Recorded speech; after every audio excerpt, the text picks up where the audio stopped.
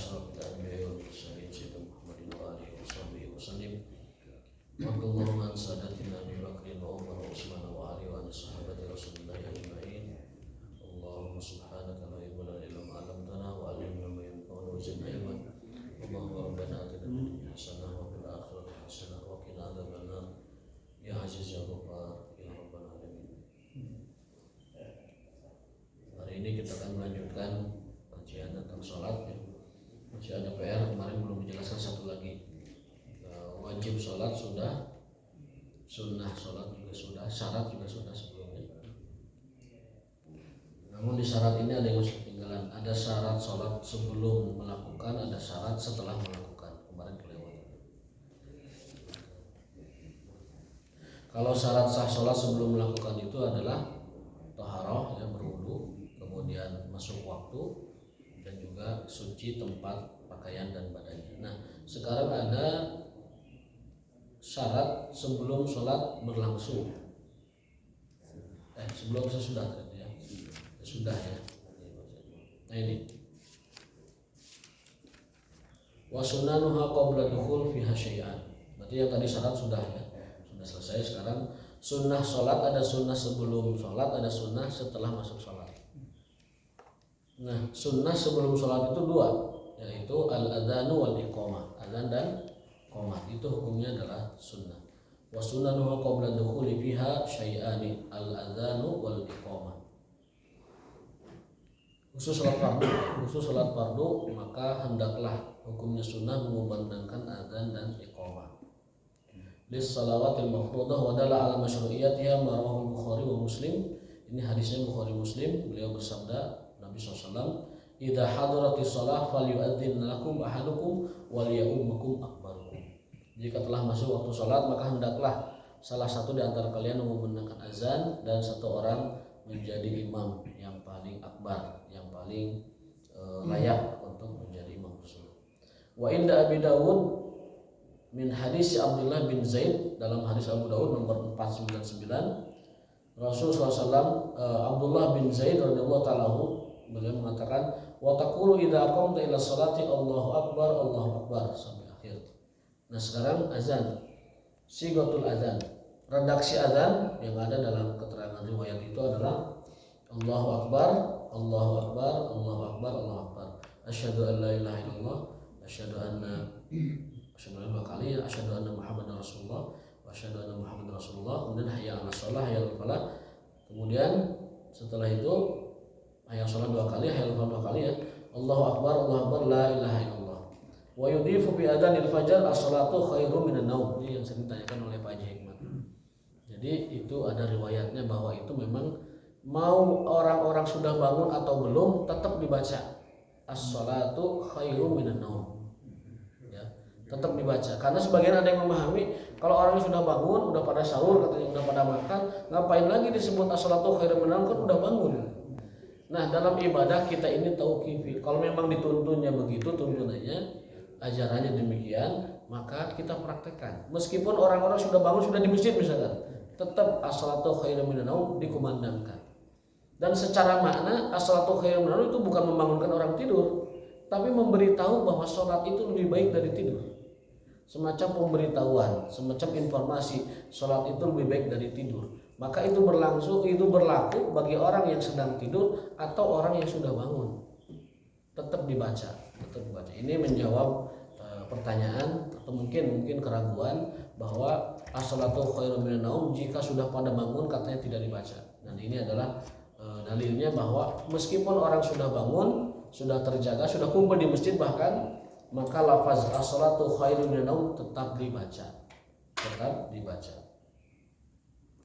Ba'da qaulihi hayya 'alal falah, setelah mengucapkan hayya 'alal falah yang kedua, hayya 'alal falah yang kedua, baru as-salatu khairum minan naum.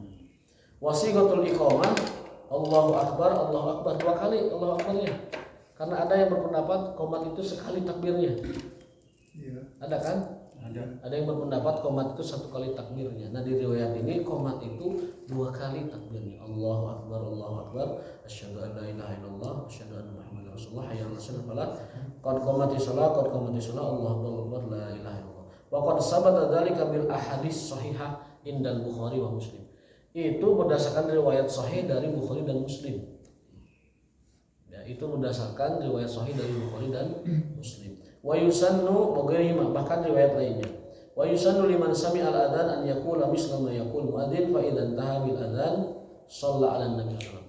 Dan manakala setelah selesai azan, pertama kali yang kita doakan adalah sholawat.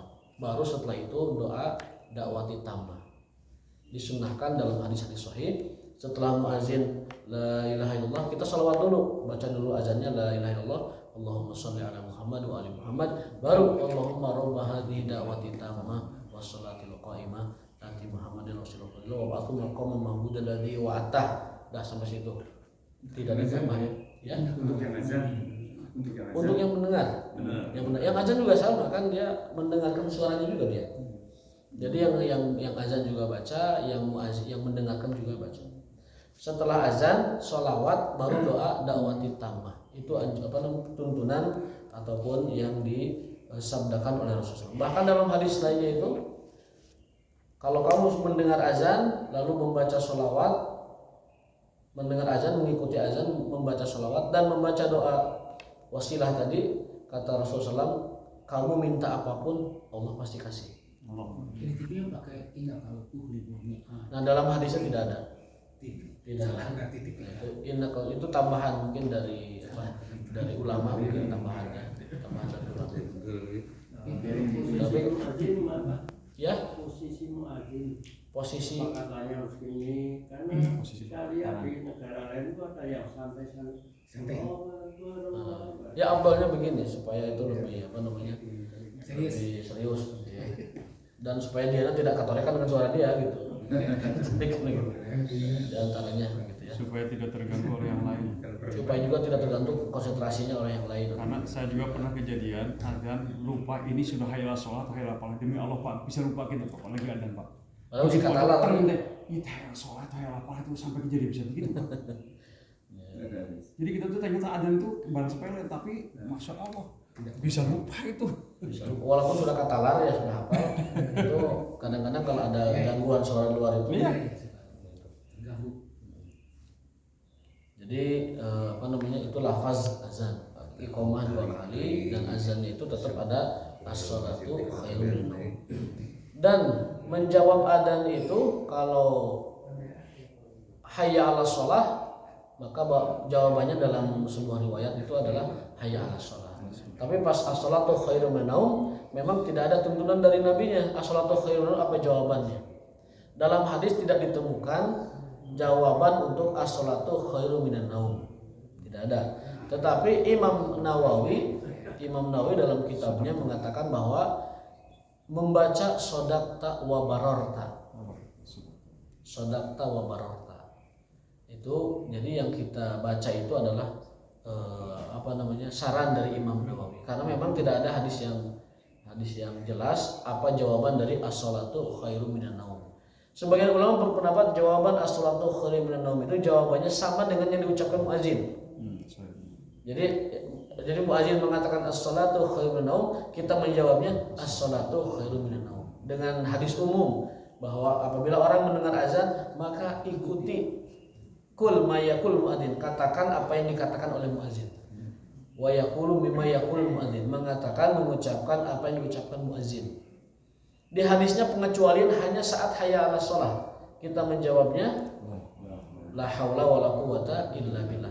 Tapi as-sholatu khairun minan naum, maka jawabannya bisa dua, bisa dengan as-sholatu khairun minan naum diucap lagi ataupun shadaqta wa barakta. Sebagian ulama mengatakan as-sholatu khairun minan naum karena tidak ada hadis spesifiknya.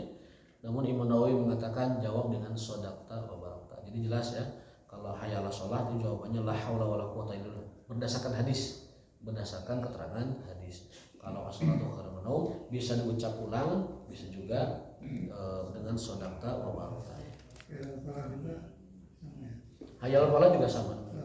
La haula wala quwata illa billah. Nah, jadi sunnahus shalah qabla dukhul, ada sunnah salat sebelum masuk salat, ada sunnah salat setelah masuk salat. Sebelum salat sunnahnya 2, al-adzan wal iqamah. Jadi azan dan iqamah itu adalah bagian dari sunnah sebelum salat. Ini hadisnya kenapa kita harus mengucapkan sholawat sebelum doa wasilah.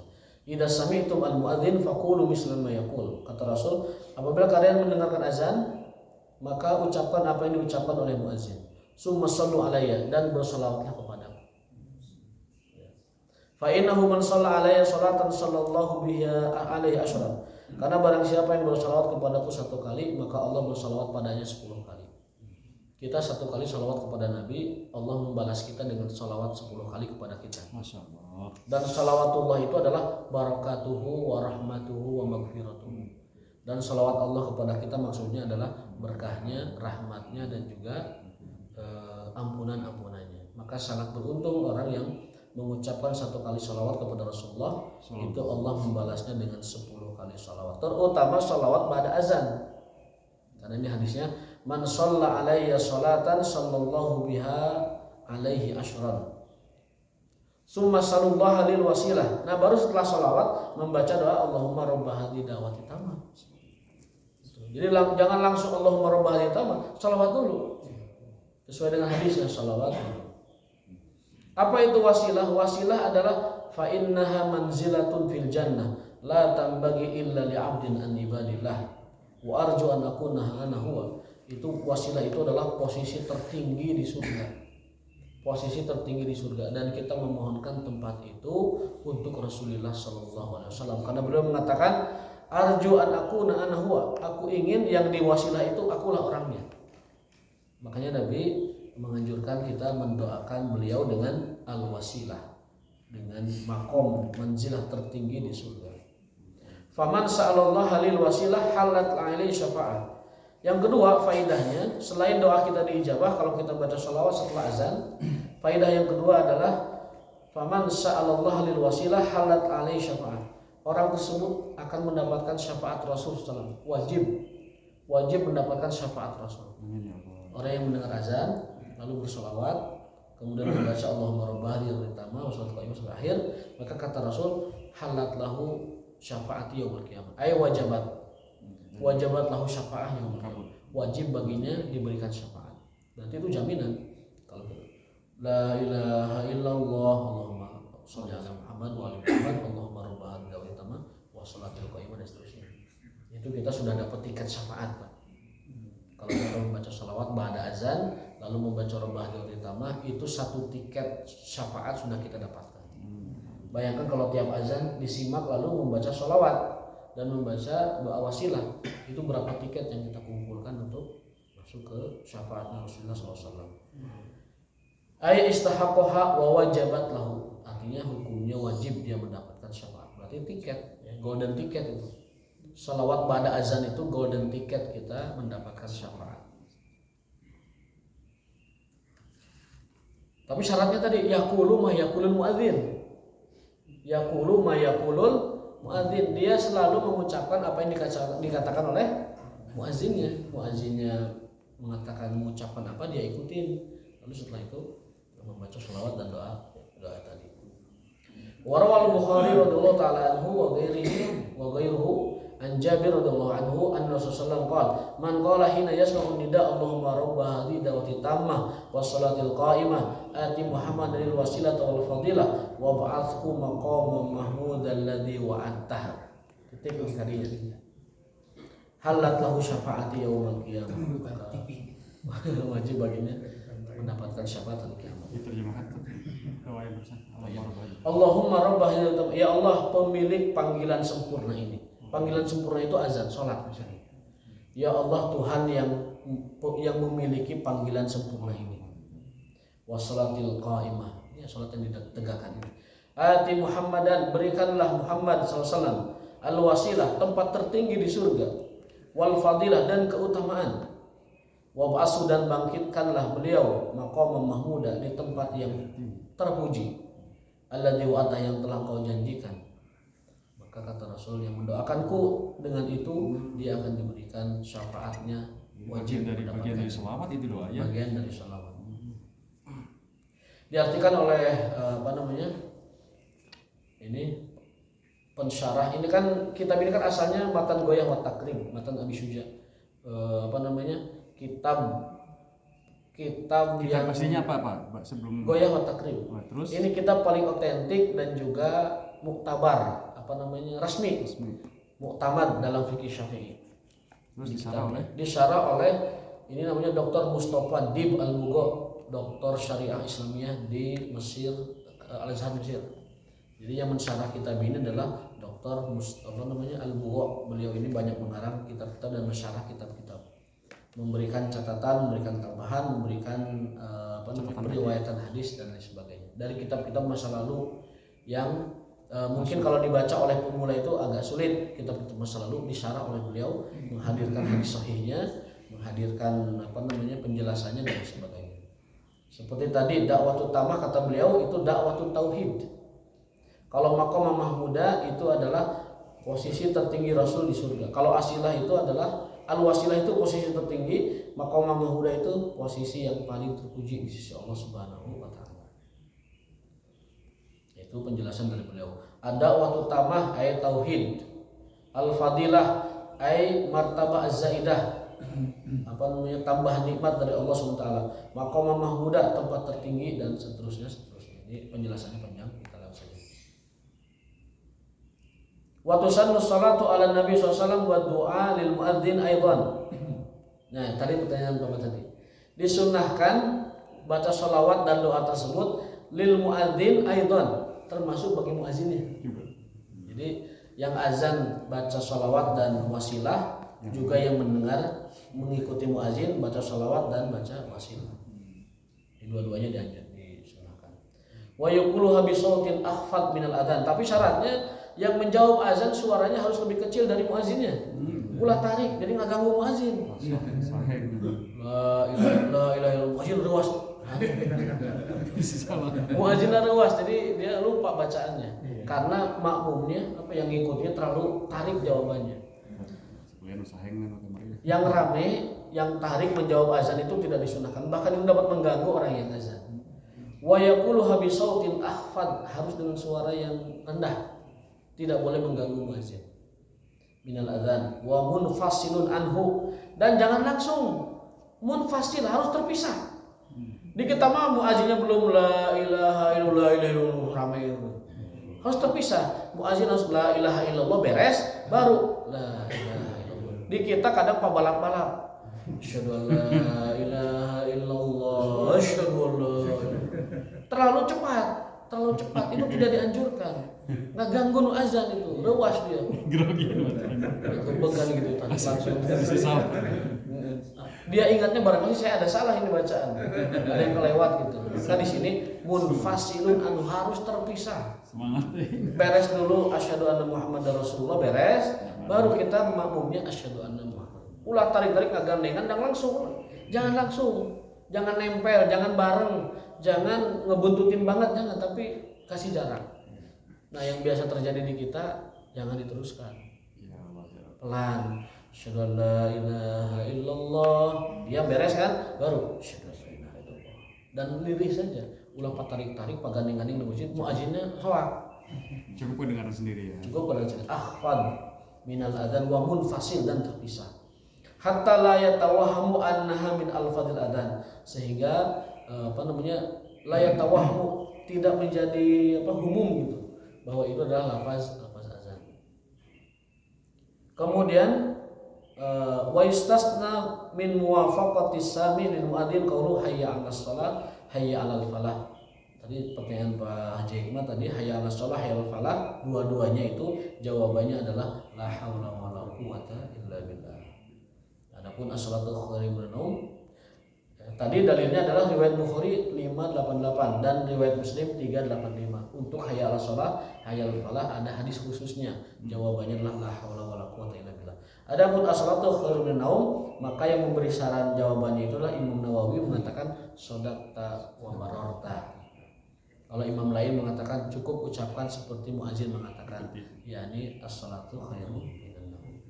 Wa yusannu misla dzalika aidan inda istima'il iqamati wal intihai minha wa inda qawli qad qamatis shalah yaqul aqamahallahu wa adama. Termasuk juga salat qomat juga diikuti.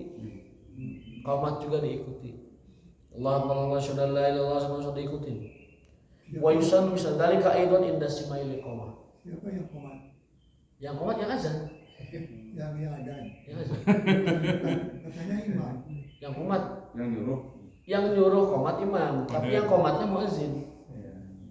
Kalau beda orang boleh. Barang boleh. Kalau misalkan yang muazinnya ada halangan pergi misalkan marah bahaya bola misalkan. Kemudian apa namanya? Siapa aja yang komat. Tapi memang idealnya komat itu disuruh oleh imam. Adabnya dijaga Pak. Yang tamu kita jangan adzan, jangan komat. Pak kita bertamu ke masjid orang lain. Ningali itu komat-komat contoh untuk komat orang dah yang gerak buru-buru jangan bersabar. Yang nyuruh komat itu imam. Yang komatnya tadi yang azan. Gitu. Itu begitu. Jangan imam yang komat, nanti diborong semua imam.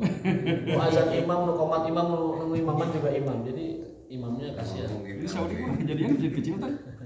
Borong. Sering di lembur juga gitu kan, imam eta, muadzin eta, komat eta diborong semua. Jadi dia digaji. Ngomong eta deh, jadi saurang gitu. Diborong semuanya. Dan yang namanya imam itu harus pribumi di kampung itu. Gitu kan? Harus pribumi. Mukim, orang mukim dalam hadisnya itu saya lupa redaksinya, ini maknanya itu adalah yang imam itu adalah sahibul wilayah. Yang imam di satu tempat itu sahibul wilayah, yang memiliki tempat itu. Sahibul makan itu adalah orang yang mengimami masjidnya. Tidak boleh tamu atau orang lain tiba-tiba jadi imam, kecuali dipersilahkan. Imam rotibnya itu, imam biasanya itu mempersilahkan atau menyuruh dia untuk jadi imam, itu boleh. Tapi kalau tidak ada yang nyuruh, tidak ada yang apa-apa, jangan celenggung ke depan jadi imam, nggak boleh. Langsung ke imaman. Biasanya anak-anak yang masih semangat gitu ya, pulang dari pesantren merasa sudah paseh begitu, langsung ke depan. Itu nggak boleh. Saya koing. Halik koing gitu. Jadi imam itu sunnahnya, aturannya sahibul maqam atau sahibul wilayah yang berkuasa di daerah itu. Bahkan idealnya yang menjadi imam itu sayyidu qaumihim. Idealnya mah pemimpin kaum itulah imam idealnya. Jadi Pak RW, Pak RT, Pak Camat, Pak Lurah, Pak Bupati, bahkan Pak Presiden itu yang jadi imam sholat idealnya. Tapi ya Pak RT, Pak RW nangge mesin kita aya gimana tuh imaman nah pami aya mah mangga Pak RT, Pak RW ngimaman saya eta. Berarti ngajalankeun sunnah. Sebagai sahibul maqam, sahibul wilayah, dia menjadi imam. Secara politis keren itu ya, pemimpin negara sekaligus pemimpin agama. Dan memang ideal, jadi dia pemimpin masyarakat juga, pemimpin agama juga, sekaligus pemimpin negara, itu ideal banget.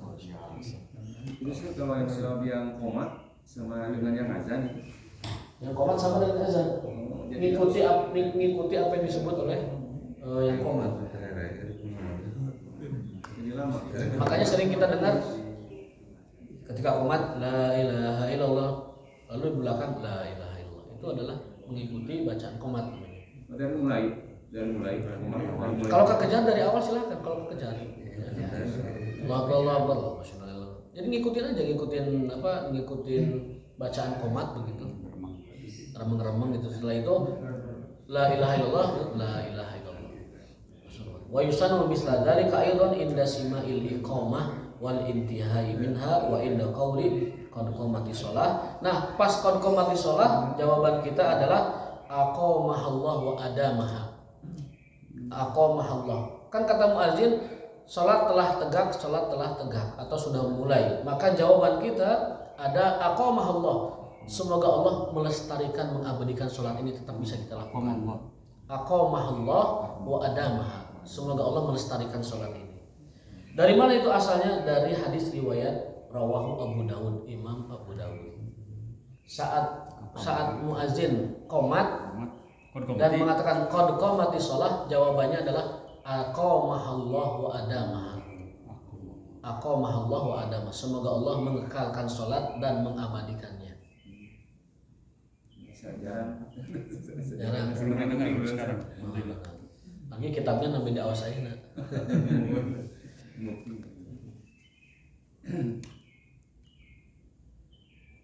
Kemudian wa ba'da dukhuli fiha syai'an. Nah, setelah masuk sholatnya ada dua sunnah lagi. Jadi kalau tadi sunnah sebelum sholat yaitu adzan dan qomat, sekarang 2 sunnah lagi setelah sholat, masuk sholat maksudnya. Yang pertama adalah at-tasyahhud al-awwal, tahiyat awal itu sunnah. Jadi kalau ada yang kelewat, udah nggak apa-apa, terus aja langsung rakaat ketiga. Gitu. Tidak sujud sahwi. Kalau sunnah yang dimaksud di sini sujud sahwi, tapi kalau nanti pas hayah tidak masuk sujud sahwi. Jadi kalau kelewat tahiyat awal itu sujud sahwi karena dia masuknya adalah bukan gerakan, bagian sunnah sholat yang tidak boleh tinggalkan. Kalau ketinggalan dia sujud sahwi. Tapi kalau hayah nanti belum diterangkan apa bedanya wajib, sunnah dengan hayah. Itu ada 3.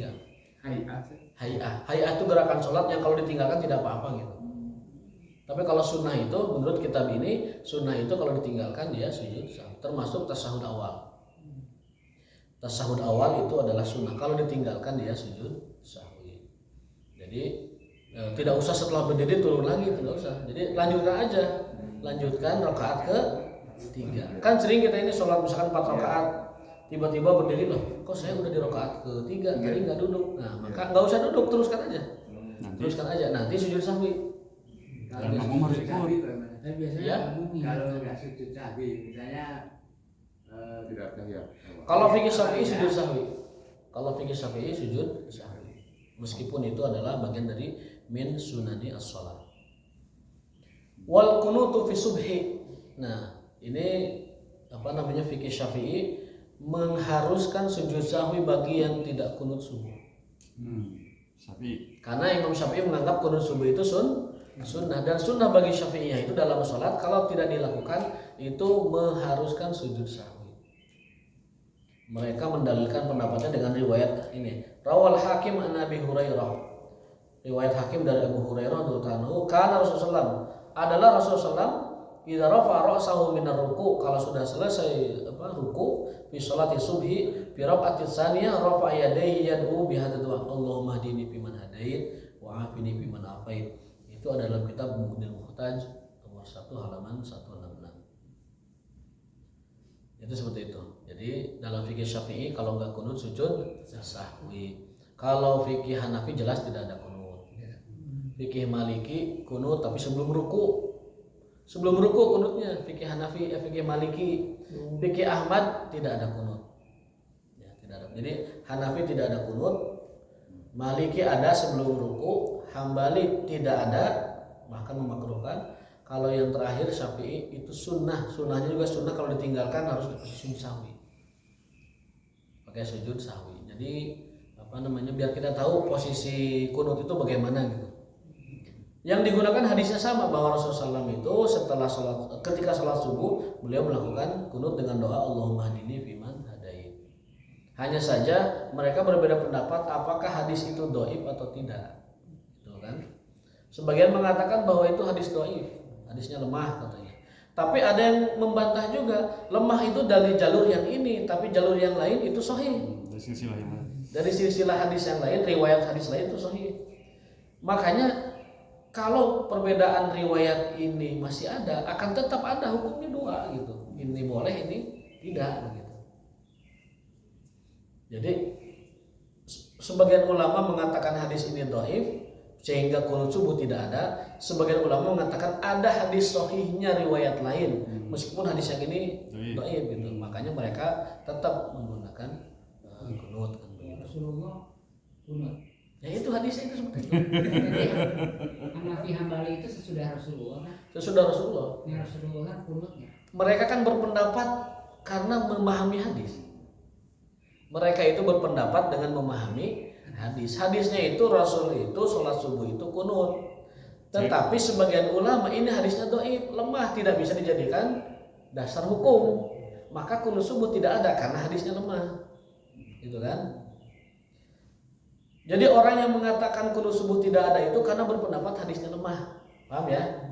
Gitu. Adapun ulama yang tidak mendhaifkan hadis ini atau mengambil riwayat lain yang sahih selain hadis ini, maka menganggap kunut subuh itu ada dan sunnah. Dan para imam itu mengikuti Rasulullah. Dan seluruh imam 4 itu dipastikan mengikuti Rasulullah. Hanya saja memahami dari hadis itu berbeda-beda. Nah itulah pentingnya kita memahami teks hadis berdasarkan pendapat para ulama supaya kita tidak kesana kemari jauh. Kata ulama bagaimana kita ikuti gitu. Karena mereka mengikuti hadis Rasulullah. Contoh begini, dalam kaidah istimbat hukum Syafi'iyah, Imam Syafi'i itu dalam kaidah penyimpulan hukum, mereka mengatakan hadis dhaif itu diutamakan daripada perkataan sahabat. Daripada asar. Hadis dhaif bagi Syafi'i itu diutamakan daripada asar sahabat. Artinya mereka mengatakan dhaif beda hadis. Gitu. Dhaif hadis. Makanya hadis dhaif oleh Syafi'i banyak digunakan. Gitu. Kenapa fikih selain Syafi'i suka berbeda dengan yang lainnya? Karena bagi Syafi'i mah hadis dhaif boleh diamalkan. Gitu. Di sebagian ulama yang lain tidak, hadis dhaif tidak bisa dijadikan patokan rujukan hukum. Ya.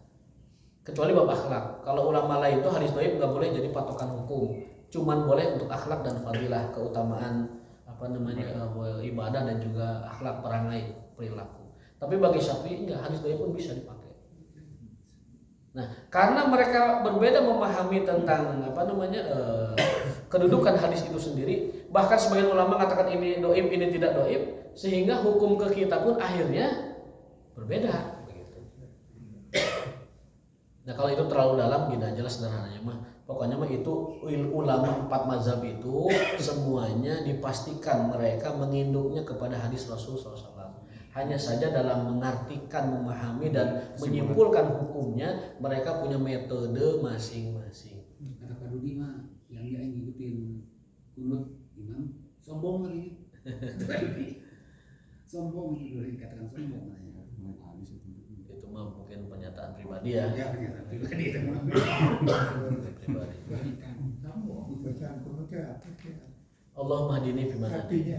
Artinya Artinya kunut itu dua arti. Kunut artinya taat. ya. Misalkan dalam ayat lillahi qanitin, mereka adalah orang-orang yang qanitin kepada Allah, orang yang taat, orang yang patuh. Kunut itu artinya patuh. Makna pertama. Makna kedua, kunut itu adalah lama, sholatnya lama. Itu kunut secara bahasa artinya lama dalam sesuatu. Al kunutu fi syai' artinya lama dalam sesuatu. Gitu. Arti bacaannya Allahumma hadini fiman hadayta, ya Allah. Itu artinya apa? Arti maksudnya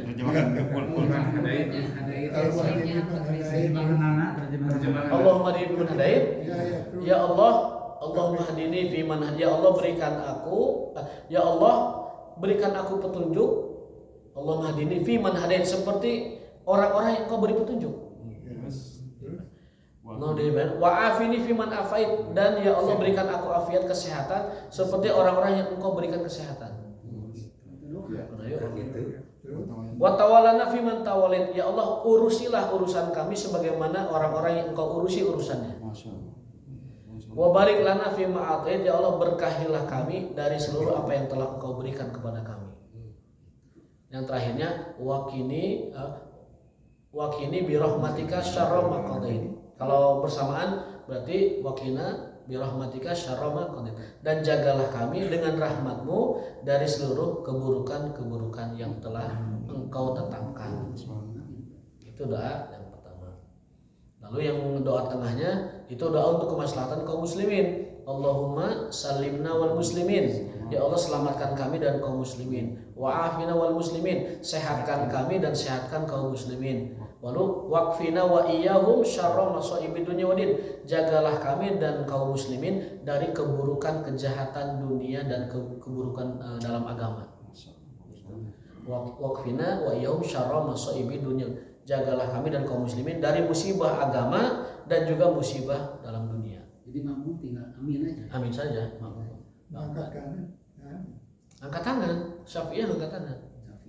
Kalau Maliki tidak, Maliki itu kunutnya gini aja. Jadi Maliki kan gurunya Syafi'i kan, kunut tapi sebelum ruku. Gitu. Kalau Syafi'i kunut setelah ruku, Hanafi sama sekali tidak, dan Hambali bahkan memakruhkan kunut tersebut. Akan tetapi para imam ini kalau saling berkunjung ke markasnya masing-masing, gitu ya, itu selalu mengikuti apa yang berlaku di situ. setempat. Imam Syafi'i kan ketemu dengan Abu Hanifah itu tidak langsung, ketemu dengan muridnya namanya Abu Yusuf dan Imam Asy-Syaibani. Dua murid utama tokoh kunci mazhab Hanafi itu dua muridnya, yaitu Imam Syaibani dan Imam Abu Yusuf, dua guru utamanya. Imam Syafi'i berguru kepada Abu Hanifah lewat muridnya. Nah, ketika Imam Syafi'i ke markasnya mazhab Hanafi, tidak kunut. Karena Pak menghormati mazhabnya Hanafi. Keren. Gitu. Orang-orang Hanafiyah, sanes paradang ya. Orang-orang Hanafiyah yang bermazhab Hanafi ketika berkunjung ke markasnya atau tempatnya mazhab Syafi'i, mereka ikut kunut. Saya sudah datang ke Jakarta coba. Ya, namanya tuh ikraman li Syafi'i bahasanya. Ikraman li Syafi'i. Ini demi menghormati Imam Syafi'i. Ikraman itu memuliakan. Saya sudah di Jakarta di Istiqlal kurang kumaha. Ya, Kunut dia. itu para ulama gitu. Makanya saya di Bandung lamun temanya kurang Wahabi kumaha saya sudah dedembotna Wahabi lamun sebutnya Wahabi ke Jakarta kunut Pak di Mesir itu viral apa boleh klik itu. Imam-imam luar negeri dari Saudi atau dari Mesir dari manapun kalau ke Indonesia kunut karena menghargai mazhab yang ada. Masya Allah. Para imam. Luar biasa. Dan itu dicontohkan oleh imam-imam terdahulu, murid-muridnya Abu Hanifah, murid-muridnya mazhab yang lain kalau datang ke Imam Syafi'i baik ketika di Irak maupun ketika di Baghdad ataupun di Kairo di Mesir, Iskandaria, itu mereka kunut menghargai, bahasanya ikraman li Syafi'i, demi menghormati Syafi'i gitu, rahimahullah taala. Jadi itu apa berkenaan dengan kunut subuh. Tapi kalaupun tidak berarti itu juga mengikuti pemahaman fikihnya Abu Hanifah yang mengatakan dengan dengan pendapat Abu Hanifah bahwa hadis itu dhaif, tidak bisa dipakai, dan itu Rasul pernah kunut sebulan tapi akhirnya berhenti sehingga tidak melanjutkan. Nah, bagi Syafi'i berhentinya itu bukan berarti ketidakbolehan. Ya, dan juga hadis yang dikatakan dhaif oleh sebagian orang menurut jalur riwayat lain itu sahih. Makanya Syafi'i mengambil udah disunahkan aja lah kalau gitu. Itu disunahkan saja kalau begitu. Biar kita ada tambahan keterangan lah tentang pembahasan kunut tersebut. Di antara sunnah juga adalah wafil witri. Nah, ini yang jarang diamalkan di masyarakat Indonesia. Padahal itu asli orisinil pendapat Syafi'iyah. Fikih Syafi'i itu adalah mensunahkan dan menekankan kunut pada witir Ramadan. Kita makan jarang, lihat di masjid-masjid jarang orang witir itu. Justru di Saudi dilakukan teh. Padahal itu orisinil banget fikih Syafi'i itu. Ya. Di antara sunnah yang kuat adalah wafil witri fin nisfi sani min syahr Ramadan. 15 kedua bulan Ramadan kita witir kunut. Kita kunut witir. Jadi di rakaat ketiga witir itu kita baca doa kunut. Doanya sama. Saya bacakan hadisnya di sini. Rawa Abu Dawud nomor 1425 Anil Hasan bin Ali, ini dari Hasan bin Ali radhiyallahu ta'ala anhu. Allamani Rasulullah SAW kalimat aquluhuna fil witri Allahumma hdini fiman hadait wa afini fiman afait wa tawallani fiman tawallait wa barik li fiman atait wa qini syarra ma qadait innaka taqdi wa la yuqda alaik innahu la yazillu man walait wa la yuzillu man adait tabarakta rabbana wa ta'ala. Qala Tirmidzi hadza hadisun hasan wa qala wa la na'rifu anin nabi fil qunuti fil witri syai'an ahsana minhu. Jadi doa kunut witir sama dengan kunut subuh. Disunahkan banget 15 kedua bulan Ramadan saat witir baca kunut. Di kita jarang diamalkan. Padahal itu fikih Syafi'i otentik itu. Hari ke-15. 15 kedua. Berarti kan malam ke-16, malam ke-17 sampai malam ke terakhir. Di NU kan di hari ke-21 mulainya. 15. Kalau di kitab ini 15.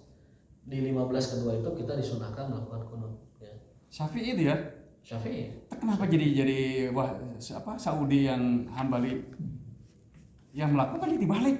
Ya karena mungkin dari mulut ke mulut kan itu pendapatnya. Kalau kita lihat kitabnya kan demikian. Orang Indonesia bukan. Hah?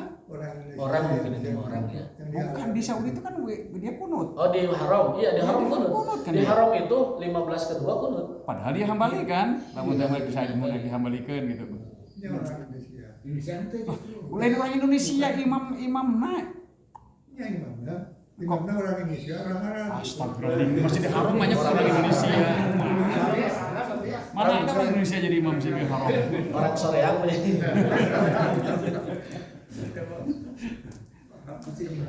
Jadi kunut witir nanti kita bisa jadi apa namanya percontohan ya. Kita boleh jadi masjid percontohan, kita gaungkan kunut witir ya. Buah-buah seperti ini. Orang Indonesia imamnya itu sangatnya orang Indonesia. Bisa wae itu bisa. Aing sebawa pabaliut.